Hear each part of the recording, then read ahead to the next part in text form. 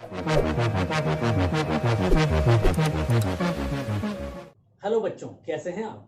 बच्चों, चैप्टर चल रहा था एसिड्स, बेसिस एंड सॉल्ट्स और इसका एक लेक्चर आपको ऑलरेडी लग चुका है जो कि एक इंट्रोडक्टरी लेक्चर था।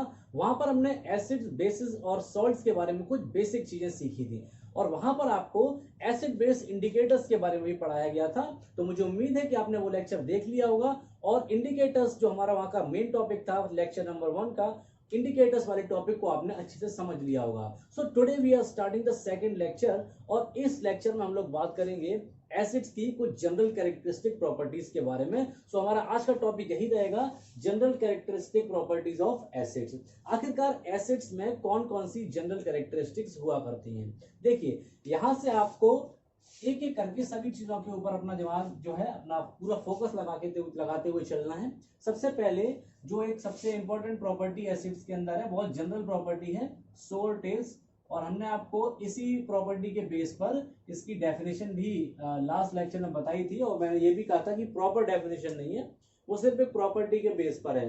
तो वही हमने लिख दिया है सोर टेस्ट। मतलब हम ये कह सकते हैं कि almost all acidic substances are sour in test. लगभग सभी टाइप के जो एसिडिक सब्सटेंसेस होते हैं वो सोर होते हैं। ठीक है, आपने एग्जांपल के रूप में बहुत सारी चीजों को देखा भी होगा, जैसे मैंने लास्ट लेक्चर में एग्जांपल दिया था लेमन जूस का। ठीक है, चाहे मैंगो की बात कर लें हम, जो अनराइप मैंगो होता है, कच्चा, ठीक है, पका हुआ ना हो। और आपसे मैंने एग्जांपल दिया था टैमरिंड का, मैंने आपको एग्जांपल टोमेटो का दिया था। बहुत सारी ऐसी चीजें हैं जो हमें स्वाद में खट्टी लगती हैं, ठीक है, और उनमें कोई ना कोई एसिड प्रेजेंट होता भी है। ये इसलिए एग्जाम्पल दिया गया स्वाद का बच्चों, उन उन चीजों के बेसिस पर जिन चीजों को हम खा सकते हैं। अब बहुत सारे ऐसे केमिकल्स हैं जिनको हम टेस्ट नहीं कर सकते, खा नहीं सकते, लेकिन वो भी हो सकता है स्वाद में कैसे हो, सोर हो, लेकिन हमें तो नहीं पता चलेगा ना, हमको टेस्ट करके देखना है। तो ये बहुत जनरल सी और एक बहुत छोटी सी कैरेक्टरिस्टिक है एसिड्स की कि वो कैसे होते हैं, टेस्ट में सोर होते हैं। दूसरी हम जो प्रॉपर्टी लिख रहे हैं इसमें आप देखेंगे action on litmus, action on litmus. ठीक है, तो लिटमस एक इंडिकेटर होता है, नेचुरल इंडिकेटर, हमने आपको लास्ट लेक्चर में बताया था। और आप ध्यान रखेंगे कि एसिड्स जो होते हैं, एसिड्स वो क्या करते हैं, turn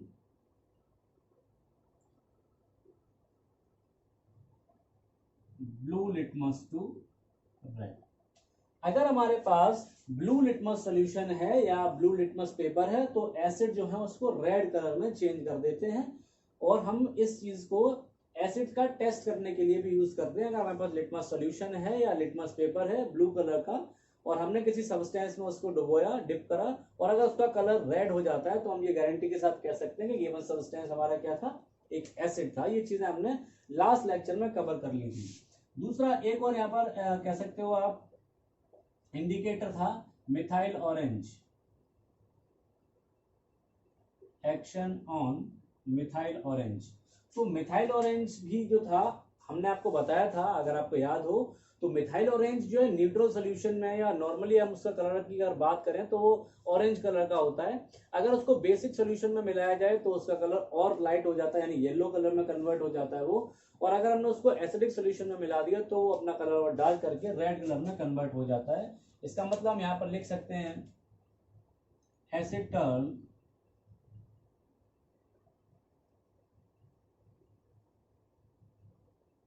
methyl orange red. Acids methyl orange को भी रेड कलर इंपार्ट करते हैं। आप ध्यान रखेंगे इस चीज को, दोनों चीजें इंपॉर्टेंट हैं, ये आपसे एग्जाम में पूछी भी जाती हैं। ठीक है, इंडिकेटर के बेस पे क्वेश्चंस काफी बार एग्जाम में आते रहते हैं। अब जो चौथी प्रॉपर्टी है बच्चों, ठीक है, ये बहुत इंपॉर्टेंट प्रॉपर्टी है, कोरोसिव नेचर।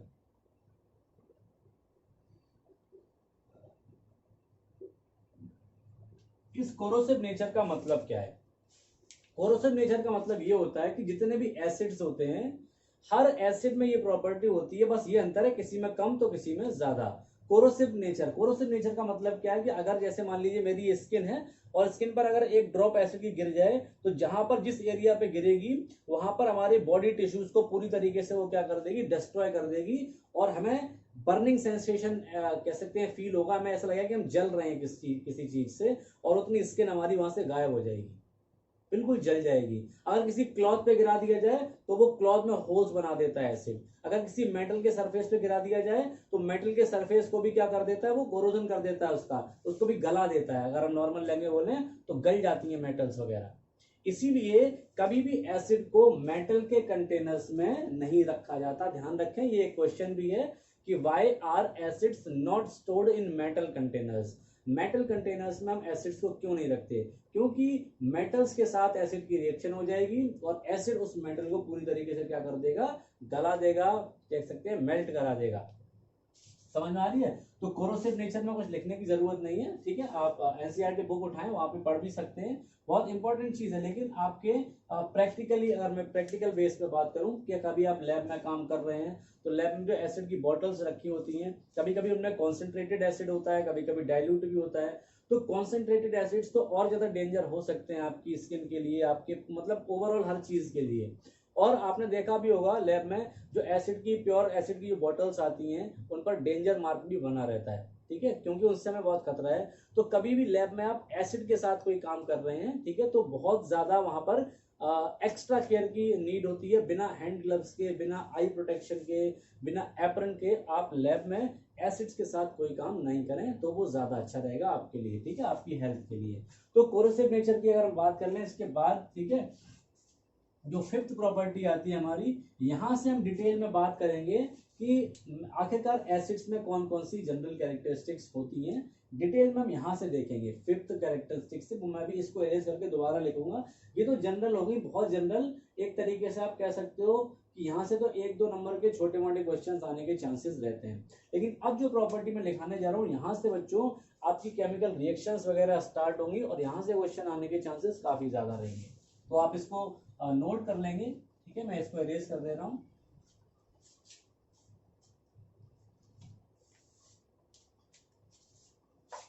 फिफ्थ नंबर था और ये हम पढ़ने जा रहे हैं रिएक्शन विद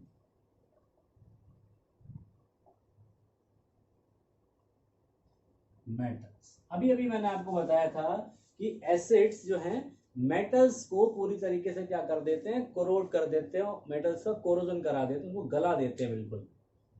मतलब अगर हम केमिस्ट्री की लैंग्वेज में बोलें तो एसिड्स मेटल्स के साथ बहुत जल्दी, बहुत आसानी से रिएक्शन कर जाते हैं और कुछ अपने नए नए प्रोडक्ट बनाते हैं। वो कौन से प्रोडक्ट होते हैं, यही हमसे पूछा जाता है और वही हम अभी पढ़ने वाले हैं, ठीक है। इसीलिए मेटल्स के कंटेनर में एसिड को स्टोर नहीं करते, हमेशा ग्लास या सिरेमिक के कंटेनर्स में उनको स्टोर करते हैं, क्योंकि ग्लास या सिलिका जो होती है वो एसिड से रिएक्ट नहीं करती। अब बच्चों यहाँ पर एक चीज बहुत इंपॉर्टेंट है, ध्यान रखेंगे, जो रिएक्शन विद मेटल्स हैं ये आपके लिए बहुत ज्यादा इंपॉर्टेंट रिएक्शंस हैं। अब देखो, कहने के लिए तो बहुत सारी मेटल्स हमारे पास, देखो सोडियम भी एक मेटल है, पोटेशियम है, आयरन है, जिंक है, मैग्नीशियम है, एल्यूमिनियम है, कॉपर है, तमाम मेटल्स हैं। और बहुत सारे टाइप के एसिड्स भी हैं, बहुत सारे टाइप के एसिड हैं। हालांकि हमें 10th क्लास में कुछ 2-4 ही एसिड्स की रिएक्शन करनी है, जैसे सल्फ्यूरिक एसिड है, हाइड्रोक्लोरिक एसिड है, एसिटिक एसिड है, इन 2-3 एसिड्स की रिएक्शन करनी है। वैसे तो नाइट्रिक एसिड भी होता है, लेकिन नाइट्रिक एसिड की जो रिएक्शंस होती है वो थोड़ी सी टिपिकल रिएक्शंस हैं, क्योंकि नाइट्रिक एसिड बच्चों एक एसिड होने के साथ साथ एक बहुत अच्छा ऑक्सीडाइजिंग एजेंट भी होता है। तो उसकी जो रिएक्शंस हैं एसिडिक नेचर के बेसिस पर भी होती हैं, एज वेल एज उसके ऑक्सीडाइजिंग नेचर के बेसिस पर भी होती हैं। तो 10th क्लास में हम नाइट्रिक एसिड की बहुत ज्यादा रिएक्शंस नहीं पढ़ेंगे, हमें सिर्फ 2 मेटल्स की रिएक्शन नाइट्रिक एसिड के साथ पढ़नी है, एक मैग्नीज और दूसरी मैग्नीशियम। ध्यान देना इस बात पे जो मैं बता रहा हूं। बाकी सारी मेटल्स की रिएक्शन हम हर एसिड के साथ कर सकते हैं, लेकिन नाइट्रिक एसिड के साथ हम सिर्फ 2 ही मेटल्स की रिएक्शंस फिलहाल 10th क्लास के लेवल पर देखेंगे। एक मेटल है कौन सी, मैग्नीशियम, और दूसरी कौन सी है, मैंगनीज, ठीक है। क्योंकि मैंने अभी बताया आपको कि नाइट्रिक एसिड के साथ जो मेटल्स की रिएक्शन है उनसे कौन सा प्रोडक्ट बनेगा, इसके बारे में जानने के लिए आपको बहुत सारी चीजें आनी चाहिए। आपको उसकी ऑक्सीडाइजिंग बिहेवियर आना चाहिए, ठीक है। अगर बहुत सारी चीजें होती है उसमें, देखो अगर एसिड वेरी डाइल्यूट, बहुत ज्यादा डाइल्यूट है, मेटल के साथ रिएक्शन कराया कोई और प्रोडक्ट देगा। अगर थोड़ा कम डाइल्यूट है, उसी मेटल के साथ रिएक्शन कराओ कोई और प्रोडक्ट दे देगा। अगर कॉन्सेंट्रेटेड है, उसी मेटल के साथ रिएक्शन कराओ नया प्रोडक्ट दे देगा। कंसंट्रेटेड होने के साथ अगर वो हॉट है तो अलग प्रोडक्ट देगा, कोल्ड एंड कॉन्सेंट्रेटेड है तो अलग प्रोडक्ट देगा। तो उसमें बहुत सारे वेरिएशंस होते हैं जो कि अभी फिलहाल 10th क्लास के लेवल पे हम नहीं समझ सकते, ठीक है, तो उसको हम लोग नेक्स्ट क्लासेस में देखेंगे। फिलहाल जनरली मैं बात करूं अगर कि बहुत सारी मेटल्स हैं, बहुत सारे एसिड्स हैं, तो हमें कैसे याद रहेगा कि कौन सी मेटल कौन से एसिड के साथ रिएक्शन करके कौन सा प्रोडक्ट बना रही है।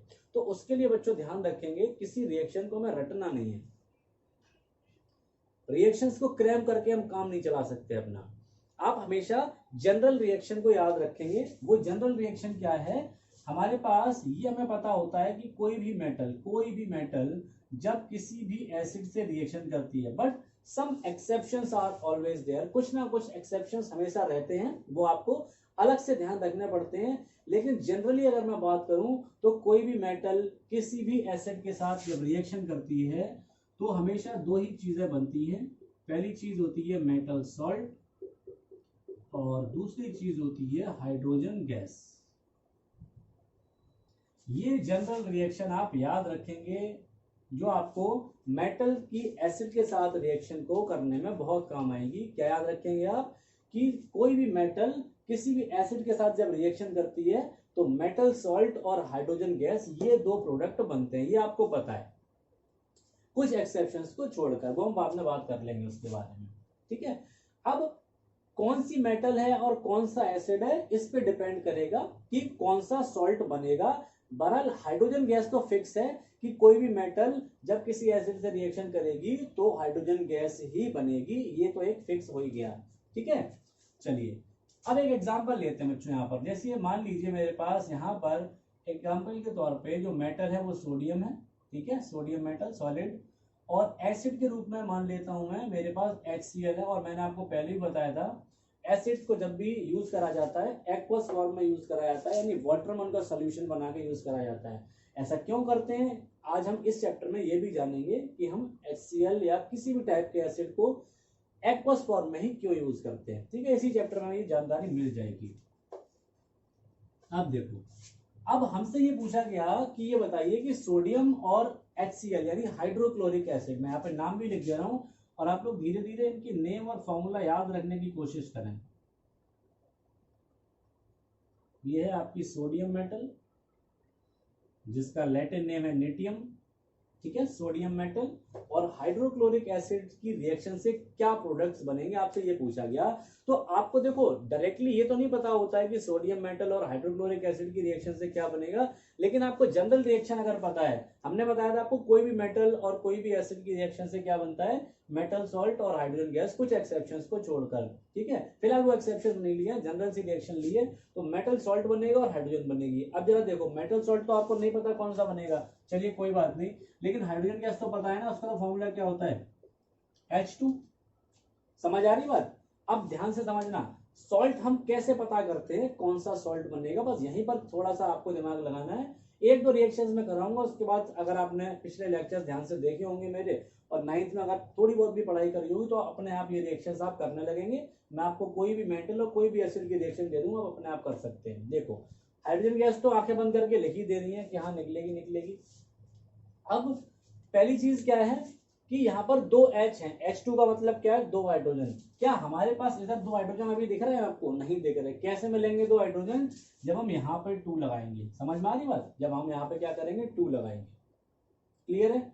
अच्छा अब हमेशा ध्यान रखना मेटल सॉल्ट कैसे बनता है, मेटल सॉल्ट कैसे बनता है इस बात की गांठ बांध लो बिल्कुल, मैं जो बताने जा रहा हूं। मेटल सॉल्ट बनाने के लिए आप क्या करेंगे, सबसे पहले आप एसिड को डिसोसिएट करेंगे, एसिड को दो पार्ट में तोड़ेंगे। एसिड दो पार्ट में ऐसे टूटना चाहिए कि H+ अलग हो जाए, H+, ये एसिड की कैरेक्टरिस्टिक होती है और हम ये भी बाद में पढ़ेंगे भी डिटेल में। H+ अलग होना चाहिए। जैसे मान लो ये मेरे पास HCl है, तो HCl को कहां से तोड़ना पड़ेगा, यहां से ऐसे, ये तोड़ दिया तो H+ ये इतना अलग हो गया बच्चों, और ये Cl के ऊपर क्या आ जाएगा माइनस, तभी तो ये दोनों जुड़कर 0 दिखाई देना, प्लस माइनस कैंसिल हो गए थे। ये ऊपर बैलेंसी आपने 9th में पढ़ भी रखी है कि H की बैलेंसी क्या होती है +1 और Cl की क्या होती है -1। समझ रहे हैं बात को। तो आप एसिड से क्या करेंगे, एसिड को पहले डिसोसिएट करेंगे। डिसोसिएट ऐसे होगा एसिड कि उससे H+ अलग हो जाए, ठीक है। जब H प्लस अलग हो जाएगा तो यही जो H प्लस होता है यही हमको हाइड्रोजन गैस के रूप में मिल जाता है। देखो यहाँ पर दो H प्लस, दो HCl थे ना, एक HCl को तोड़ा, एक H प्लस मिला, दूसरे HCl को तोड़ोगे दूसरा H प्लस मिलेगा, और वो दोनों H मिलकर क्या बन जाएंगे, H2, वो गैस निकल जाएगी। अब तुम्हारे पास बचेगा क्या, ये Cl माइनस बचेगा, एसिड का नेगेटिव वाला पार्ट बचेगा। जब भी आप एसिड को डिसोसिएट करोगे तो पॉजिटिव पार्ट तो किसके रूप में निकलेगा, H प्लस के रूप में, और उसी H प्लस से क्या मिल जाएगी हमें, हाइड्रोजन गैस। तो बचा हुआ पार्ट क्या होगा, नेगेटिव पार्ट। वो नेगेटिव पार्ट मेटल से आपको जाके जोड़ देना है बैलेंसी के अकॉर्डिंग। जैसे मान लीजिए Na है, ये मेटल है, और मेटल को किससे जोड़ना है, एसिड के नेगेटिव वाले पार्ट से। एसिड का नेगेटिव वाला पार्ट Cl माइनस है, और हम जानते हैं कि Na की बैलेंसी क्या होती है, +1 होती है। ये तो आपको पता होना चाहिए, तभी आप ये चीजें कर पाएंगे, वरना आपको फिर प्रॉब्लम होगी। तो मैंने इसीलिए बोला था बैलेंसी वगैरह आप लोग पहले से तैयार करके बैठे। तो इसकी बैलेंसी 1, इसकी बैलेंसी 1, दोनों की बैलेंसी जब इक्वल होती है तो कोई दिक्कत नहीं है, हम डायरेक्टली उनको क्या कर देते हैं, ऐसे ही लिख देते हैं। तो NaCl हमारे पास बन गया। अब चूंकि बैलेंस करने की बात आएगी तो यहाँ पर 2 Cl हैं, तो 2 Cl करने के लिए हम यहाँ पर 2 लगा देंगे, और यहाँ से अब Na भी 2 हो गए, इसलिए हम यहाँ पर क्या करेंगे, Na भी क्या कर देंगे, 2 कर देंगे। तो आपने देखा यहाँ पर क्या बन गया, ये आपका मेटल सॉल्ट बन गया, इसका नाम है क्या, सोडियम क्लोराइड। तो अब आप ध्यान से देख लें कि सोडियम मेटल और हाइड्रोक्लोरिक एसिड की रिएक्शन से आपको क्या मिला, सोडियम क्लोराइड नाम का एक सॉल्ट और हाइड्रोजन गैस। ठीक है, इस चीज को आप एज इट इज नोट कर लें ताकि ये सब आपको बाद में दिखे। ठीक है, तो आप समझ पाए कि हमने कैसे क्या किया था। अभी एक और रिएक्शन का एग्जांपल ले रहे हैं, उसमें भी मैं आपको ये डिसोसिएट करके दिखाऊंगा पूरा कि किस तरीके से मेटल और एसिड की रिएक्शन से मेटल सॉल्ट और हाइड्रोजन गैस बनती है। ठीक है, चलिए इसको नोट करिए, पहले आप वीडियो को पॉज करके एक और एग्जांपल देखते हैं।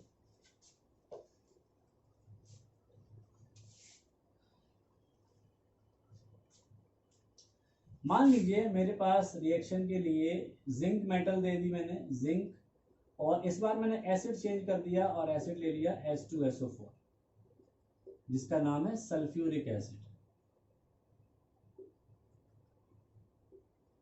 और ये है आपकी जिंक मेटल। ठीक है, जिंक मेटल आपकी लैब में 2 तरीके से मिल सकती है। एक तो जिंक के ग्रेन्यूल्स मिलते हैं, छोटे छोटे कंकड़ जैसे, ठीक है, वो मिल जाते हैं जिंक के, उसका भी हम लोग यूज करते हैं। और एक जिंक की डस्ट मिल जाती है, बारीक बुरादा टाइप मिल जाता है जिंक का। इन 2 फॉर्म्स में आपको ये जिंक मेटल आपकी लैब में मिल जाती है। सल्फ्यूरिक एसिड एक बहुत ही कॉमन एसिड है जो हर केमिस्ट्री लैब में आपको मिलेगा दुनिया की, चाहे छोटी सी लैब हो चाहे बड़ी से बड़ी लैब हो, सल्फ्यूरिक एसिड आपको 100% मिल ही जाएगा।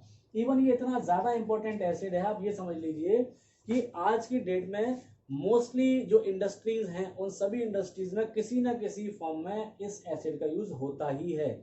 और हम यहाँ तक कह सकते हैं कि किसी कंट्री में जो कह सकते हैं इंडस्ट्रियल ग्रोथ है वो कितनी ज्यादा है, इस बात का अंदाजा हम इस चीज से लगा सकते हैं कि वो कंट्री सल्फ्यूरिक एसिड का कितना ज्यादा कंजप्शन कर रहा है। सल्फ्यूरिक एसिड का जितना ज्यादा कंजप्शन, समझ लीजिए वहां पर इंडस्ट्रियल ग्रोथ उतनी ही ज्यादा होगी, क्योंकि हर इंडस्ट्री में हमें इसका यूज होता है। ठीक है, तो इसकी रिएक्शन से अब आप देखो, इस बार मैंने मेटल बदल दी। अब आप अगर रट के बैठे होंगे तो आप कितनी मेटल और कितने एसिड का कॉम्बिनेशन याद करेंगे, रटना नहीं है। हमें ये ध्यान रखना है कि मेटल और एसिड की रिएक्शन से मेटल सॉल्ट और हाइड्रोजन गैस बननी है। ठीक है कि नहीं? तो देखो, अब मेटल सॉल्ट हमें नहीं पता कौन सा बनेगा, लेकिन हाइड्रोजन गैस तो पता है ना, तो आंखें बंद करके हाइड्रोजन गैस यहाँ पर आराम से लिख दीजिए, कोई समस्या नहीं है इसमें। ठीक है, कोई समस्या नहीं है। हाइड्रोजन गैस यहाँ पर अपने आप हमने वहां पर लिख दिया बिना कुछ सोचे समझे। अब मेटल सॉल्ट कैसे बनेगा, इसके लिए मैंने आपको क्या बताया, एसिड को पहले डिसोसिएट करो और एसिड के नेगेटिव वाले पार्ट से मेटल को जोड़ दो बैलेंसी के अकॉर्डिंग। तो देखो मेरे पास जो एसिड है वो है H2SO4, इसको आप जब ब्रेक करोगे तो यहाँ से एसिड्स की आप ब्रेकिंग ध्यान से देख लो, कुछ समय बाद अपने आप आपकी ये चीजें समझ में आने लगेंगी। स्टार्टिंग में हो सकता है थोड़ी प्रॉब्लम होगी, किस बेसिस पर यहाँ से तोड़ देते हैं, यहाँ से क्यों नहीं तोड़ रहे, ये सब बातें अभी एक एक लेक्चर करके आप जब पढ़ते जाएंगे तो आपके दिमाग में अपने आप आती जाएंगी। सारी चीजें एक ही स्पॉट पे समझा पाना थोड़ा सा मुश्किल काम होता है और आपके समझ में भी नहीं आएगा। तो मैं जैसे बता रहा हूँ वैसे करते रहिए, अभी आप 2-4 लेक्चर के बाद आप अपने आप समझ जाएंगे, 100% समझ जाएंगे कि हमें कौन से एसिड को कैसे डिसोसिएट करना है। एसिड से हमें H+ निकालना होता है, ये हमारा टारगेट है।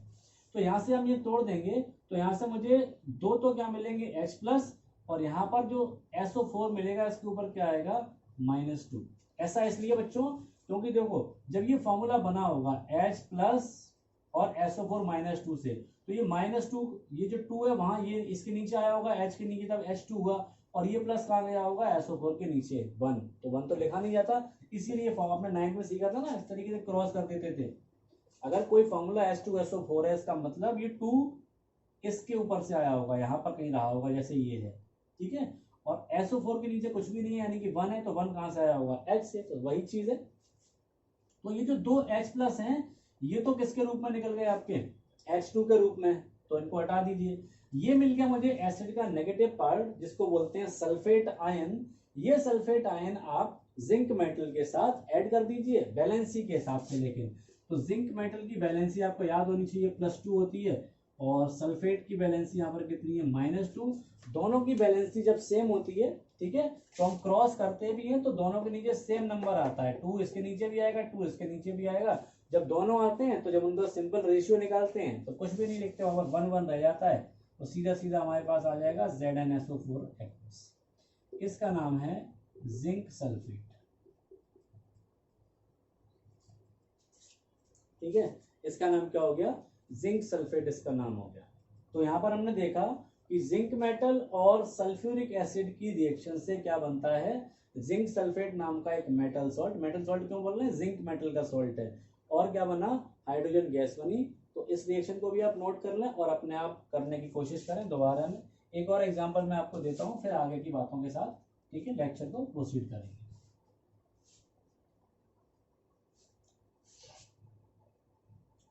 चलिए मान लीजिए मेरे पास मैग्नीशियम मेटल है, मैग्नीशियम, इसकी रिएक्शन आप कर भी चुके हैं बर्निंग वाली। मैग्नीशियम की रिएक्शन मान लीजिए मैंने HCl से करानी है मुझे, अब मैंने फिर मेटल बदल दी, फिर एसिड बदल दिया, अब क्या बनेगा साहब हमें नहीं पता है ना, यही रिएक्शन आपके काम आएगी। मेटल एसिड, मेटल और एसिड की रिएक्शन से क्या बनेगा मेटल सॉल्ट और हाइड्रोजन। मेटल सॉल्ट नहीं पता कोई बात नहीं, हाइड्रोजन गैस तो पता है, लिख दो प्लस मेटल सॉल्ट कौन सा बनेगा, मैंने आपको बताया था आप एसिड को पहले डिसोसिएट करें, तो मेरे पास HCl था, इसको डिसोसिएट करोगे ऐसे तो ये H+ देगा और Cl- देगा। H+ अपना H2 के रूप में पहुंच चुका है, उससे मैं कोई मतलब नहीं है, बाद में रिएक्शन को बैलेंस कर लेंगे। लेकिन जो Cl- है ये एसिड का नेगेटिव वाला पार्ट है, इसको हमें मेटल के साथ जोड़ देना है, लेकिन बैलेंसी के अकॉर्डिंग। तो मैग्नीशियम मेटल यहाँ पे लिख लो, इसकी बैलेंसी +2 होती है, ये हमें याद होना चाहिए। Cl इसकी बैलेंसी -1 है, ठीक है। अब अगर इससे फॉर्मूला बनाया जाए तो 1 पहुंचेगा मैग्नीशियम के नीचे और 2 पहुंचेगा Cl के नीचे, तो जो फॉर्मूला बनेगा वो क्या बनेगा MgCl2, ठीक है, और एक्वस लगाएंगे, ये सॉल्यूशन के रूप में बनेगा, इसका नाम हो जाएगा मैग्नीशियम क्लोराइड।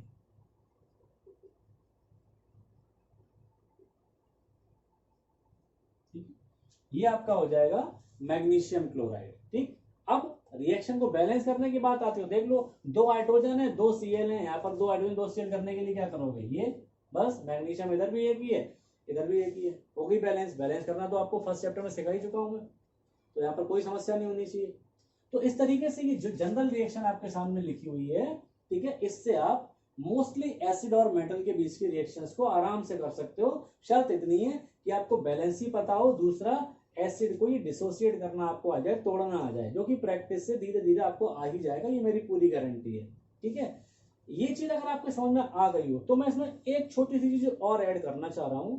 ठीक है, वो चीज क्या है, हमने अभी आपसे कहा था कि कोई भी मेटल और किसी भी एसिड के साथ रिएक्शन करके मेटल सॉल्ट और हाइड्रोजन गैस बना देगी, लेकिन कुछ एक्सेप्शंस होते हैं। अब उनमें से एक एक्सेप्शन क्या है कि जो मेटल है वो मेटल कैसी होनी चाहिए, एक्टिव होनी चाहिए। ठीक है, याद करते समय आप सिर्फ metal plus acid equals to या गिव्स मेटल सॉल्ट और हाइड्रोजन ऐसे याद कर सकते हैं, लेकिन अपने माइंड में कहीं ना कहीं इस चीज को ब्लिंक करते रहिएगा कि जिस मेटल की हम बात कर रहे हैं इस रिएक्शन में, वो मेटल कैसी होनी चाहिए, एक्टिव मेटल होनी चाहिए। याद करिए, हमने फर्स्ट चैप्टर के एक लेक्चर में आपको बताया था कि एक्टिव मेटल्स और पैसिव मेटल्स क्या होती हैं। रिएक्टिविटी सीरीज याद करिए, रिएक्टिविटी सीरीज में जो हाइड्रोजन था, हाइड्रोजन से ऊपर की सारी मेटल्स जो थी वो एक्टिव मेटल्स थी, और हाइड्रोजन से नीचे की जो मेटल्स थी वो कैसी थी, पैसिव मेटल्स थी। याद रखेंगे ये जो रिएक्शन लिखी हुई है, जो जनरल इक्वेशन लिखी हुई है, ये सिर्फ एक्टिव मेटल्स पर ही अप्लाई होती है, क्योंकि कोई भी पैसिव मेटल एसिड के साथ रिएक्शन करके हाइड्रोजन गैस इवॉल्व नहीं करती।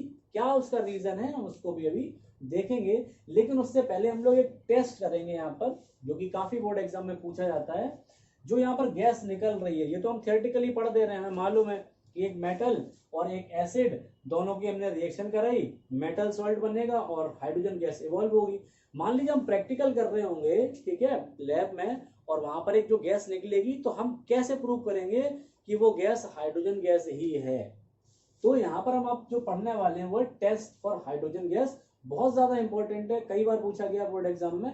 उसके लिए एक एक्टिविटी यहाँ पे परफॉर्म करेंगे, ठीक है, उस एक्टिविटी के बेसिस पर हमें पता चल जाएगा कि वो गैस हाइड्रोजन गैस है या नहीं है। ऐसी एक एक्टिविटी आप CO2 गैस के लिए भी करेंगे, वो हमारे आगे वाले लेक्चर्स में आपको मिलेगी। अगर ये लेक्चर बहुत ज्यादा लंबा नहीं हुआ तो इसी लेक्चर में बता दूंगा, वरना नेक्स्ट लेक्चर में तो पक्का उसको आना ही है, ठीक है। तो पहले आप इसको नोट करिए, ठीक है, इसके बाद हम बात करेंगे उस एक्टिविटी की या उस एक्सपेरिमेंट की, जो कि क्या है, टेस्ट फॉर हाइड्रोजन गैस। करिए।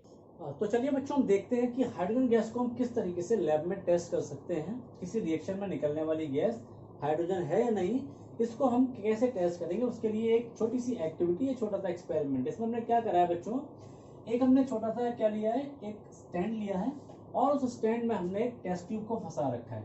इस टेस्ट ट्यूब में हमने क्या करा है, जिंक ग्रेन्यूल्स डाले हुए हैं, और जिंक ग्रेन्यूल्स के ऊपर हमने क्या डाला है, डाइल्यूट सल्फ्यूरिक एसिड डाला है। फिर हमने क्या करा, इसके टेस्ट ट्यूब के माउथ को एक कॉर्क से बंद कर दिया, उस कॉर्क में डाली एक ट्यूब, ठीक है। यानी कि अगर कोई भी गैस इस ट्यूब के अंदर से निकलती है तो वो ट्यूब के बाकी किसी भी पोर्शन से बाहर नहीं आ सकती, क्योंकि हमने उसको सील करके रखा है। उसके बाहर आने का सिर्फ एक ही तरीका है कि वो इस ट्यूब से होकर आए। और इस ट्यूब को देखो हम कहाँ ले गए, इस ट्यूब को हम बोल रहे हैं डिलीवरी ट्यूब। ये ट्यूब इस गैस को लेके कहाँ पहुंचेगी, इस छोटे से टब के अंदर पहुंचेगी, बीकर के अंदर पहुंचेगी। इसमें हमने ऑलरेडी क्या भर के रखा हुआ, सोप सोल्यूशन भर के रखा है।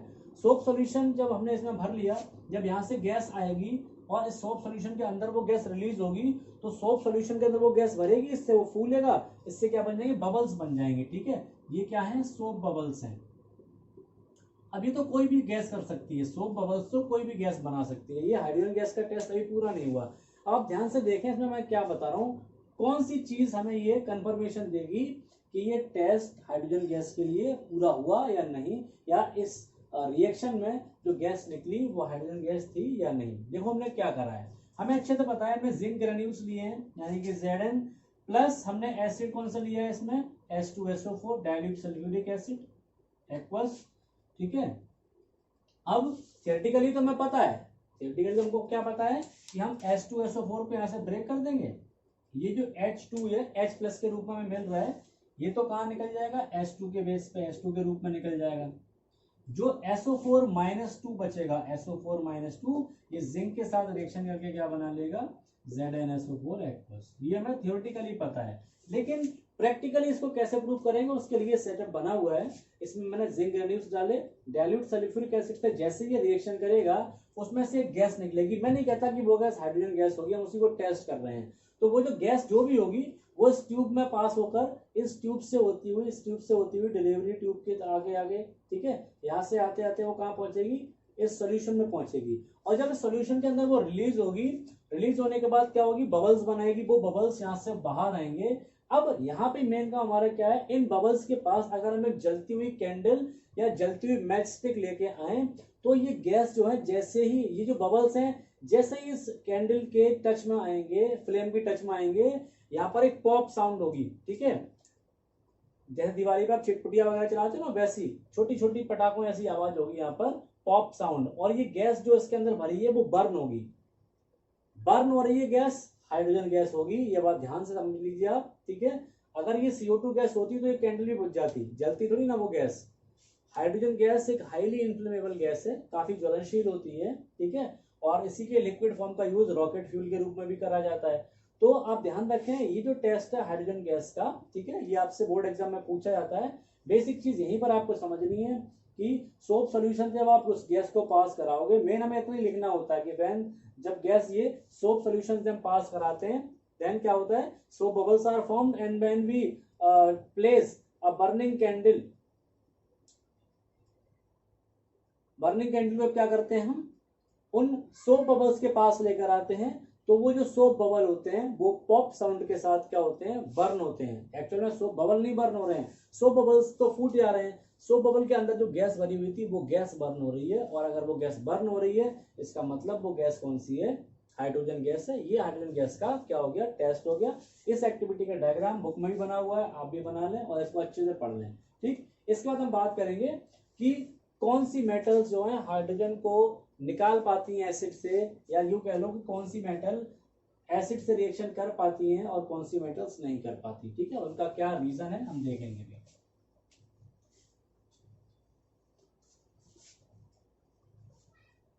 देखो बच्चों, मैंने अभी एक जनरल रिएक्शन यहां पर लिखी थी कि metals plus acids gives metal salt plus hydrogen gas. मैंने कहा था कि कोई भी मेटल किसी भी एसिड के साथ रिएक्शन करके मेटल सॉल्ट और हाइड्रोजन गैस बना लेती है, लेकिन कुछ एक्सेप्शंस है। मैंने कहा था कि सिर्फ एक्टिव मेटल्स ही ये काम कर पाएंगी। अब एक्टिव मेटल्स कौन सी होती है, ध्यान से आप समझ लें, एक बार फिर समझ लीजिए। मैंने आपको रिएक्टिविटी सीरीज लिखवाई थी मेटल्स की, और मैंने उसकी एक ट्रिक भी बताई थी। ठीक है,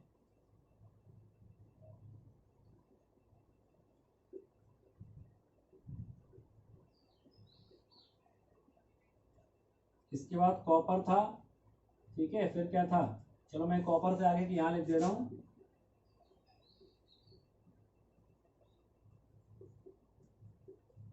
ठीक है, मैंने एक ट्रिक भी बताई थी, क्या बताई थी, काशीनाथ का माली आलू जरा फीके पकाता है। मैंने एक ट्रिक बताई थी इस रिएक्टिविटी सीरीज को याद करने की। यहां से यहां जब आप नीचे की तरफ चलेंगे तो मेटल्स की रिएक्टिविटी क्या हो रही है, घटती जा रही है, डिक्रीज होती जा रही है। यानी जो मेटल जितनी ज्यादा ऊपर है उतनी ज्यादा रिएक्टिव होगी। ओवरऑल अगर हम देखें तो ये हमारे पास हाइड्रोजन है, और हाइड्रोजन से ऊपर की ये सभी मेटल्स क्या हैं, एक्टिव मेटल्स हैं। और इससे नीचे की ये कॉपर और हापा यानी कि मरकरी, सिल्वर, प्लेटिनम, गोल्ड, ये सारी मेटल्स कैसी हैं, पैसिव मेटल्स हैं। ये आपको हम फर्स्ट वाले चैप्टर में डिटेल में पढ़ा चुके हैं।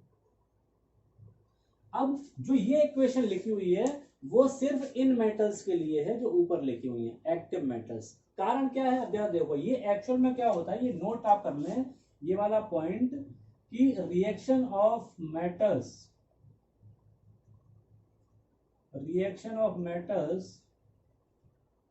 with acids is a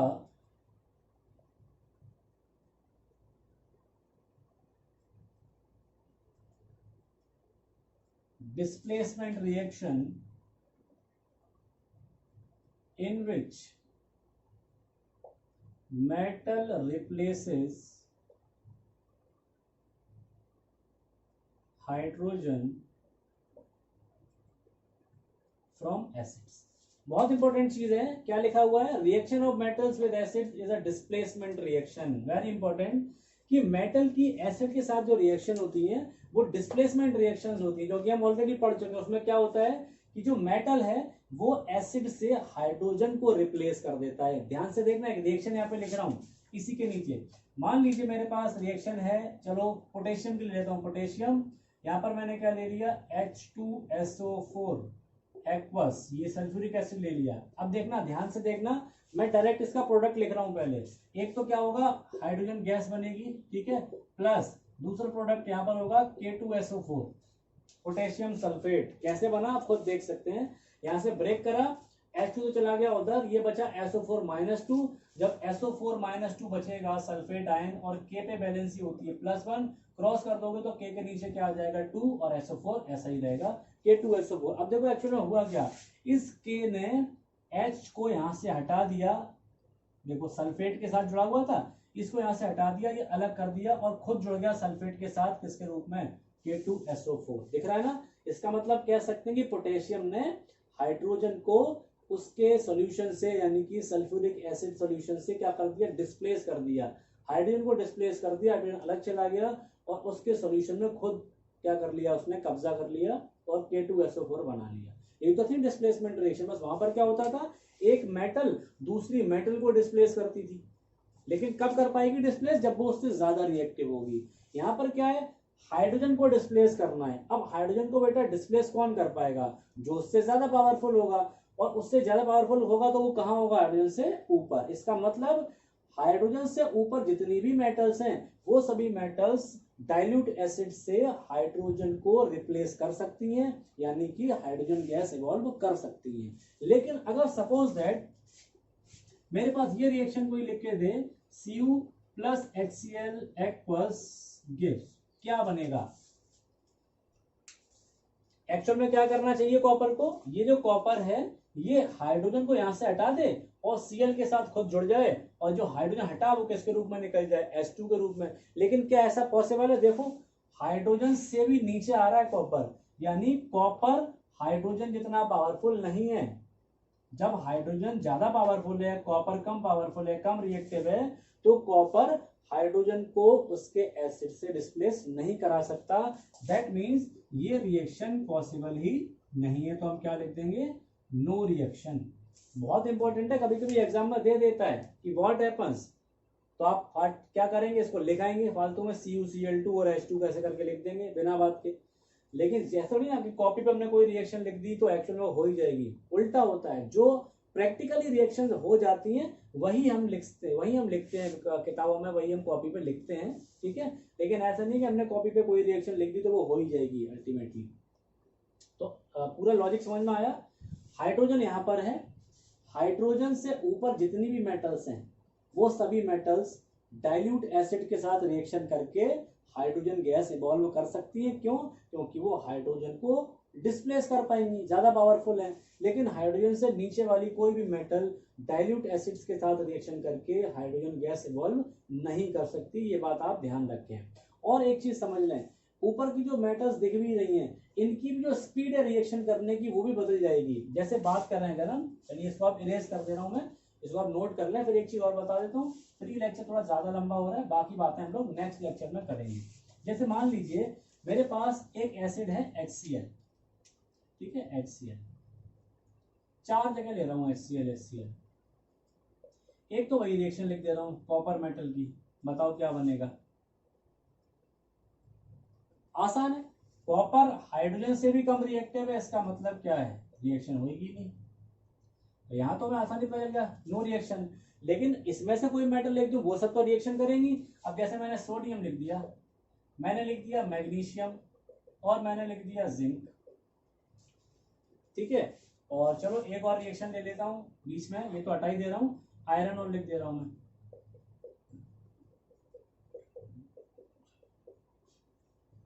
अब बताओ, अब ये सारी की सारी रिएक्शन होंगी क्योंकि ये सभी की सभी मेटल्स हाइड्रोजन से ऊपर हैं। हर एक मेटल रिएक्शन करेगी और क्या बनेगा, एक प्रोडक्ट तो कॉमन है H2, हाइड्रोजन गैस तो इन चारों ही रिएक्शंस में बनेगी। और मेटल सॉल्ट अलग अलग बनेगा, कौन कौन सा बनेगा आप देख लो। सोडियम है, इसको किसके साथ जोड़ना है, Cl माइनस कर, देखो थोड़ा डायरेक्ट बता रहा हूं, आप ध्यान से देखो। इसको आप ब्रेक करोगे ना तो H प्लस और Cl माइनस के रूप में तो मिलेगा। H प्लस तो चला गया इसके रूप में, बैलेंस बाद में कर लेंगे। अब Cl माइनस किसके साथ जुड़ेगा, Na के साथ। Na की बैलेंसी भी बन, Cl की बैलेंसी भी बन, तो सीधा सीधा क्या हो जाएगा, NaCl। बैलेंस आप खुद करेंगे, बैलेंस मैं नहीं कर रहा हूँ, प्रैक्टिस करेंगे बैलेंस करने की।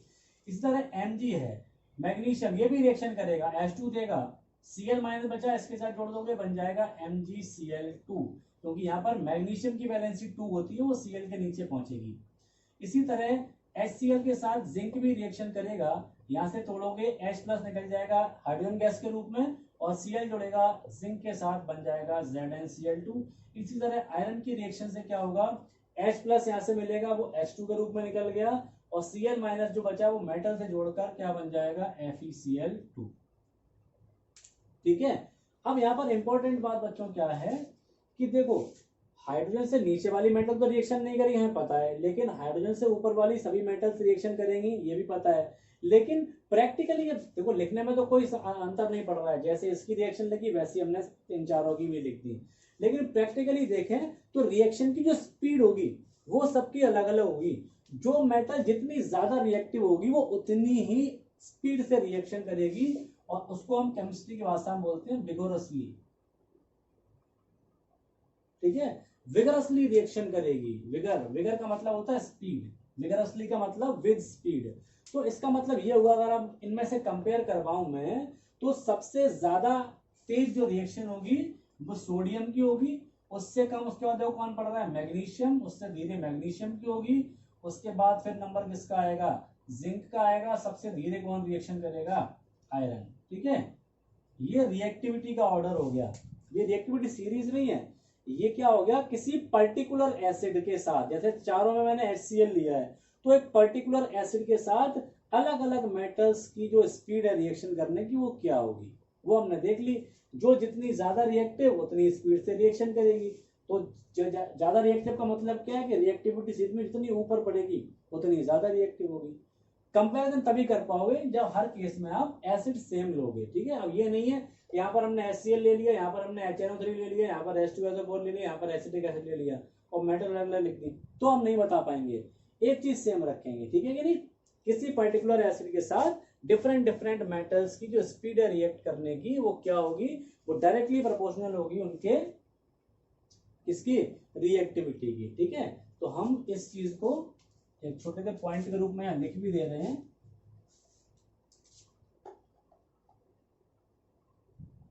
Speed of reaction of a metal with a particular acid, ठीक है, डायरेक्टली प्रोपोर्शनल होगी किसके, reactivity of metal. Directly proportional का मतलब क्या है, जितनी ज्यादा रिएक्टिविटी उतनी ज्यादा स्पीड। ठीक है कि नहीं। तो आज के लेक्चर में इतना ही रखते हैं। आज हमने सिर्फ क्या सीखा, मेटल्स के साथ एसिड की रिएक्शंस के बारे में हमने जाना। मेन पॉइंट क्या रहे, एक तो जनरल रिएक्शन, मेटल और एसिड की रिएक्शन से क्या बनता है, मेटल सॉल्ट और हाइड्रोजन गैस। मेटल सॉल्ट कैसे बनाते हैं हम लोग, एसिड को डिसोसिएट करिए, मैं और भी एग्जांपल अभी अगले लेक्चर्स में इनके दे दूंगा, डोंट वरी। एसिड को डिसोसिएट करिए, H+ निकलेगा, वो तो हाइड्रोजन के रूप में चला गया, जो नेगेटिव पार्ट बचेगा उसको मेटल के साथ जोड़ देना है बैलेंसी के हिसाब से। ठीक है, मेटल सॉल्ट बन जाएगा। फिर मैंने बताया हर मेटल ये काम नहीं कर सकती, वही मेटल्स ये काम करेंगी, यानी हाइड्रोजन को डिस्प्लेस वही मेटल्स करेंगी जो हाइड्रोजन से ऊपर है रिएक्टिविटी सीरीज में, वही डिस्प्लेस कर पाएंगे इसको। और वो मेटल्स कौन सी होती हैं, एक्टिव मेटल्स, जो सामने लिखी हुई हैं। इससे नीचे वाली मेटल्स हाइड्रोजन को डिस्प्लेस नहीं कर पाएंगी, इसलिए हम कहते हैं कि पैसिव मेटल्स हाइड्रोजन को डिस्प्लेस नहीं कर सकती, इसलिए वो डाइल्यूट एसिड के साथ रिएक्शन करके हाइड्रोजन गैस इवॉल्व नहीं करती। दूसरा मैंने लास्ट में बताया कि जो स्पीड है किसी भी मेटल की किसी पर्टिकुलर एसिड के साथ रिएक्शन करने की जो स्पीड है वो डायरेक्टली प्रोपोर्शनल होती है उसकी रिएक्टिविटी की। जो मेटल जितनी ज्यादा रिएक्टिव होगी उतनी ज्यादा स्पीड के साथ वो रिएक्शन करेगी। ठीक है, तो इतनी चीज आप लोग फटाफट इस लेक्चर को देखें और रिवाइज करें, और कुछ और मेटल्स की एसिड्स के साथ रिएक्शन करने की कोशिश करें, अपने आप प्रोडक्ट बनाएं, तो इससे आपकी प्रैक्टिस होगी और आपको ज्यादा समझ में आएगा। मिलते हैं फिर अगले लेक्चर में बाकी के कुछ और टॉपिक्स के साथ। तब तक आप लोग घर पे रहिए, सुरक्षित रहिए और पढ़ते रहिए। Thank you.